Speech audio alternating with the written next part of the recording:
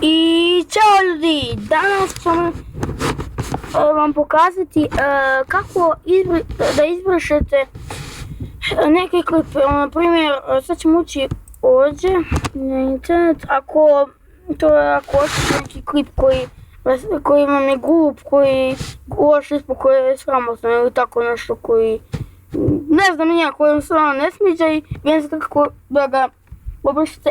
Sad ću ja da vam pokažem. Evo ovako, idete na svoj YouTube.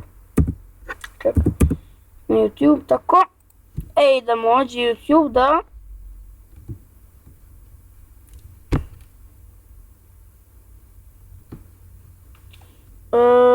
Čekaj, idemo ovdje u moj kanal, mada mogu ja ovdje nešto, mogu svoj kanal upisati, ali neću, lakše mogu ovdje u moj kanal.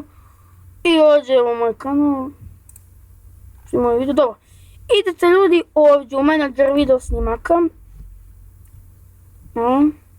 Tu će biti vaši snimci, svi snimci. Evo ovako, bit će onaj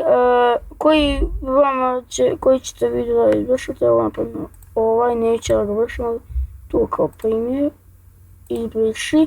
I onda bit će izbrisano, ne možete izvršiti nijednu grupnu radnju dok se dobro. I onda vi ako hoćete, ja neću, nema šanse, neću, kaže, ja neću, a ako hoćete više, primjer što znam, ajde više, sve ove, primjer.